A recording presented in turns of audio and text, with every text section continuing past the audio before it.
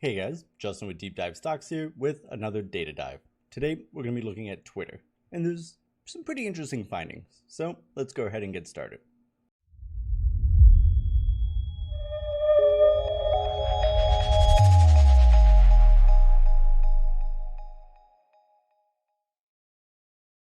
So as usual, we're going to get started with the VoEx graph for Twitter.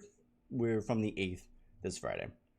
If you haven't, I definitely recommend checking out the videos on my channel on VoEx and what it means, what it measures, and how it provides some pretty powerful insights.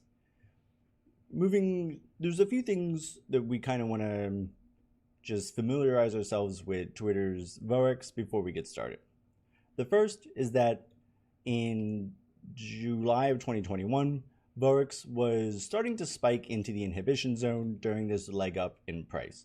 This, of course, is indicative that price appreciation was provoking a good amount of instability, so it was expected that the price was either going to stop appreciating or fall.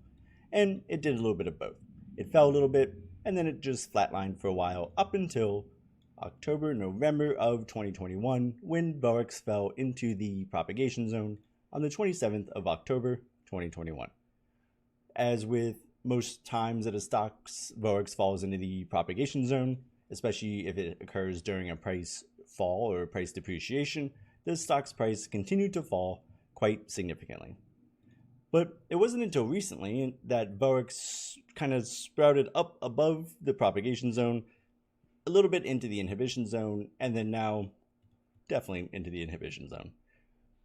Most people would say that this is indicative that the most recent price action is again provoking a little bit too much instability and that the stock should most likely start to fall, and that's a reasonable expectation.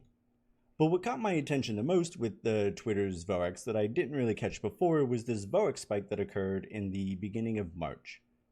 Now, for those who are unfamiliar, VoEx spikes are one of the things that the Deep Dive Stocks market scan scans the entire market for every day, and then delivers it right to the premium members' emails. But these VoEx spikes are scanned for and monitored because they have statistically relevant and statistically significant price action that typically follows. For instance, if we look at this is from the market scan, if we look at the 5-day price action for a given VoEx spike, we can see that this VoEx spike was indicative of pretty significant positive returns. We can see that because it was a initially negative VoEx, so that means we're looking at the blue line. And the VoEx amount that it spiked is pretty significant, upwards to 500. So that tells us that the blue line is above the y-axis. So there's positive predictions associated with this type of VoEx spike. So the question I had was, why did the VoEx spike in the beginning of March?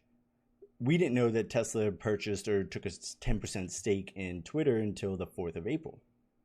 So I did some digging, and it turns out that the SEC says that there was a event kind of worthy of notification that occurred in the 14th of March. So I went back to the 14th of March, and nothing. That wasn't when the VoEx spike occurred, and we can see that VoEx is in the propagation zone, deepening even further into the propagation zone, which is indicative of continued and persistent declines in price. We can see that all 4 snap graphs, the 1 month or 20 trading days, 10 days or 2 weeks, 5 days or 1 week, 1 day tomorrow, 1 day, they all have negative predictions. So the crosshairs are below the gold line. So they all have negative predictions for all 4 intervals. But then the day that the VoEx spike happens on the 17th, which is only 15th, 16th, 3 days later, all of a sudden everything is positive. Positive on the 1 month, positive on the 2 weeks, positive on the 1 week, positive on the 1 day. So it seems like something happened to trigger VoEx to spike in such a way that from the 14th, or the end of the trading day on the 14th, which is a Monday, to the end of the trading day on the 17th, all of a sudden VoEx is very optimistic on Twitter when not too long ago it was very pessimistic on Twitter. And for good reason, right? VoEx had been in the propagation zone and seen quite a substantial fall in price. I think the price of Twitter when the stock fell into the propagation zone was $54.81. pretty significantly higher than it was before the 14th today. So we have the SEC saying something, they were notified of something happening on the 14th, but only a few days later, VoEx is now jumping out of the propagation zone and doing so in such a way that all 4 snap graphs, which take VoEx's behavior and they sort it through an algorithm to get us a most reasonable price action that's going to follow. It went from negative over here to immediately positive right after that spike. Pretty coincidental, huh?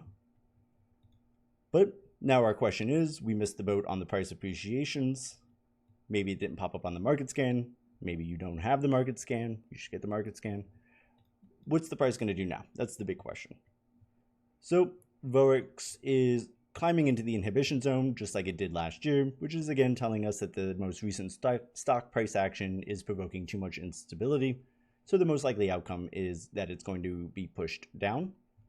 It seems like the snap graphs again agree with the sentiment, just like on the 14th, although a little bit of mixed, I guess. So we have positive returns anticipated for the 1 month, positive returns anticipated for the 2 weeks, negative returns anticipated for the 1 week, and negative returns anticipated for the 1 day.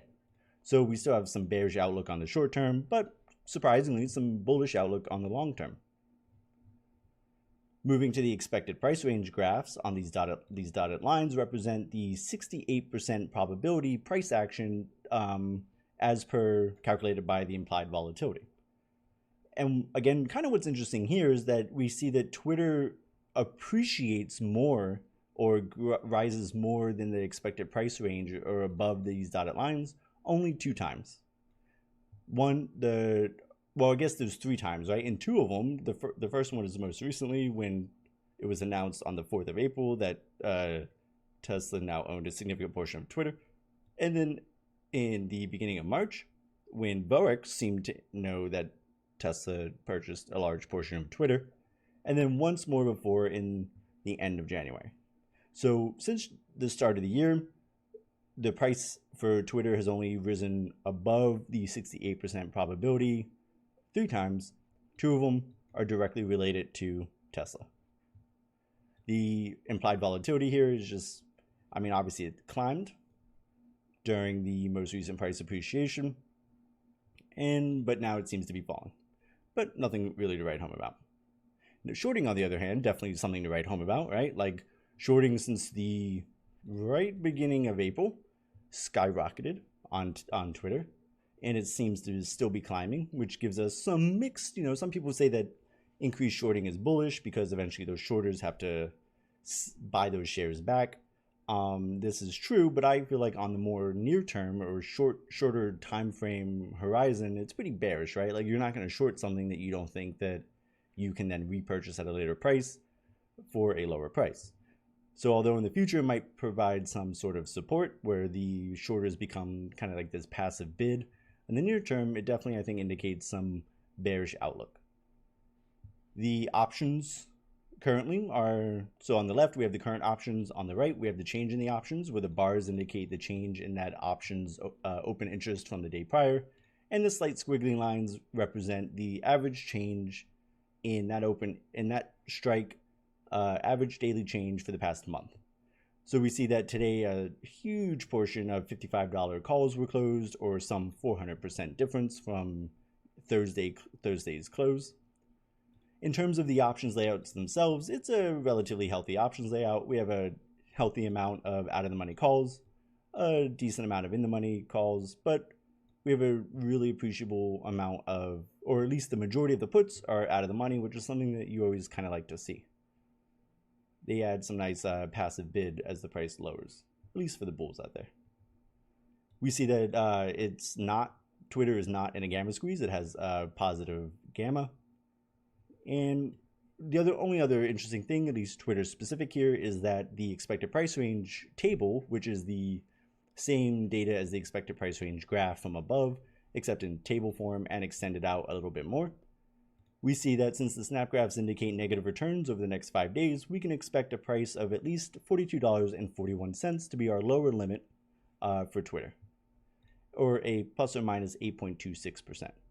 But since we saw that Twitter is moving more than it is expected to, the price is moving below those dashed lines, we could probably expect that the price is going to dip a little bit lower than this $42.41 as indicated by implied volatility.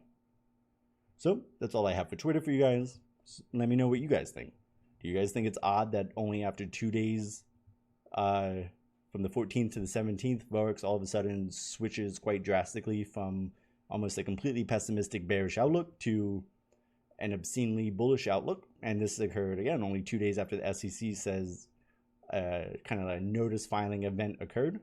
And it occurred almost 2 weeks, almost 3 weeks before the public became aware that something was happening with Twitter.